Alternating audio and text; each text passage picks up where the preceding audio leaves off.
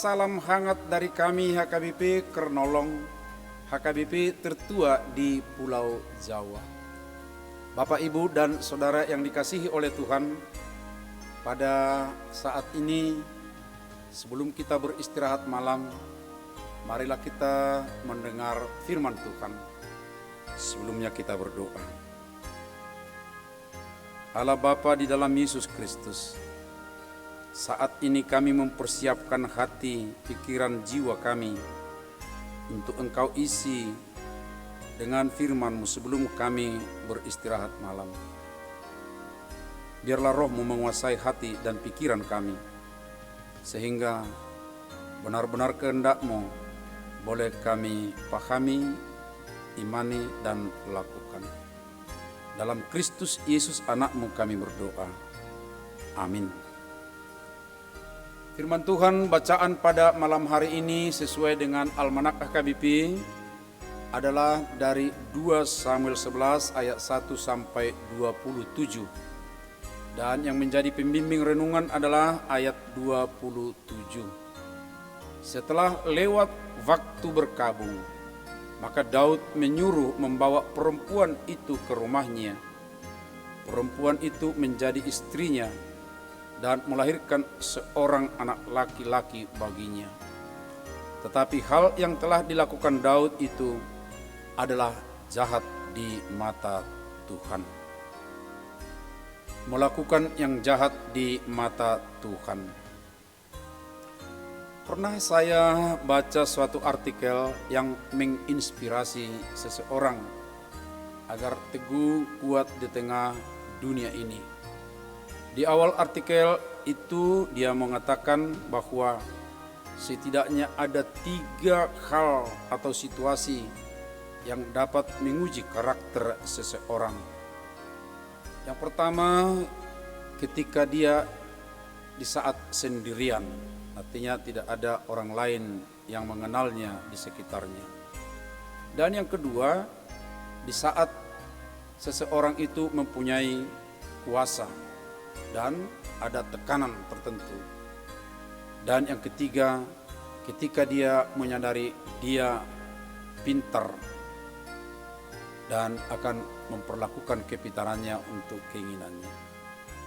Dan atas ini saya juga jadi teringat dengan ujian atau pencobaan yang dilakukan oleh iblis 3 kali kepada Yesus setelah Yesus menjalani masa puasa 40 hari 40 malam. Artinya di saat-saat tertentu, di saat sendiri, seringkali ada cobaan kepada kita sendiri. Tetapi hal yang berbeda sekarang ini, hal ini berkaitan dengan manusia di saat dia berada, yaitu di saat sendiri tanpa orang lain melihat, di saat berada dalam tekanan atau beban, ya, dan di saat dia punya kuasa ataupun strategi. Siapakah kita? Atau bagaimanakah karakter kita di saat seperti itu? Ingat, setelah Daud resmi menjadi raja, dia mempunyai istana yang dikelilingi berbagai orang-orang kuat bersama dengan keluarga masing-masing. Dia mempunyai kekuasaan untuk menempatkan atau memberi perintah. Biasanya Daud ikut ke medan perang, tetapi dalam nas malam ini dia tidak ikut serta, bahkan didelegasikannya kepada Yoab. Ternyata ketika dia sendirian di istana, dia melihat istri pahlawan perangnya bernama Uria. Lalu ia membuka celah bagi dosa untuk menguasainya. Dia mengajak Batseba melakukan hubungan terlarang, dan selanjutnya Batseba mengandung dari hubungan terlarang tersebut. Lalu Batseba memberitahukannya melalui perantara bahwa dia sudah mengandung. Tentu Daud berada dalam suatu tekanan yang berat. Sebab sudah ada orang lain yang tahu akan perbuatan salahnya. Ia bukannya mengaku salah, melainkan mencoba mencari siasat untuk menutupi dosa yang dia lakukan. Dia suruh agar Uria pulang dari medan perang dengan maksud supaya dia kembali ke rumahnya. Tetapi Uria benar pulang tetapi tidak mau tinggal di rumahnya bersama dengan istrinya.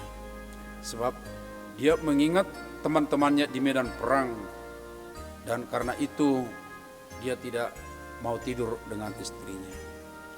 Dosa yang satu membawa pada dosa yang lain dan lebih parah lagi.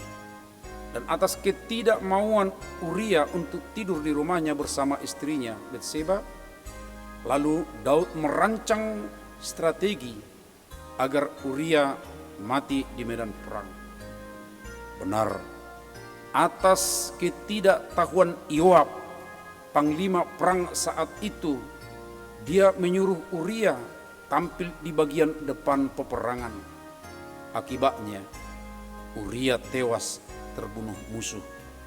Setelah itu kita tahu Daud mengambil Betseba menjadi istrinya. Dalam ketiga ujian ini, yaitu di saat sendiri terjadi perzinahan, di saat tertekan karena ketahuan orang lain, dia berupaya menutupi, dan di saat menyadari dia punya kuasa, lalu merancang pembunuhan.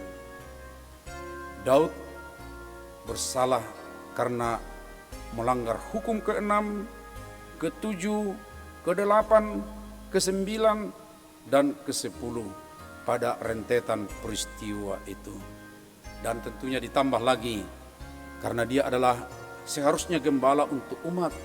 Sebagai raja, dia adalah juga bertanggung jawab untuk melaksanakan keadilan dan kebenaran bagi orang Israel. Dan di akhir bacaan firman Tuhan pada malam hari ini, dia disebut, tetapi hal yang telah dilakukan Daud itu adalah jahat di mata Tuhan. Walaupun tampaknya berhasil, tapi apa yang dilakukan oleh Daud itu adalah jahat di mata Tuhan. Karena itu strategi jitu manusia belum tentu baik di mata Tuhan. Bagaimana dengan kita, sobat renungan malam Shalom? Apakah karakter kita sesuai dengan kebenaran firman Tuhan saat kita berada dalam tiga posisi seperti di atas? Tidak mudah untuk tetap berada dalam kebenaran firman Tuhan ketika kita seorang diri, atau berada di dalam suatu tekanan berat, atau ketika kita berada dalam kejayaan atau punya kuasa. Namun ingat, Roh Kudus akan terus mengingatkan kita untuk berpegang teguh pada kebenaran firman Tuhan dalam kondisi apapun. Ingat, Roh Kudus akan mengingatkan kita teguh dalam situasi apapun dalam kebenaran Tuhan. Amin. Kita berdoa. Ya Tuhan, di malam ini, di saat kami sudah melewati masa capek, kami akan beristirahat. Tapi sungguh Tuhan, kami sangat Engkau beri inspirasi supaya kami tetap teguh walaupun apa situasi, walaupun apa godaan. Seperti pengalaman yang baru kami dengar di masa pemerintahan Daud.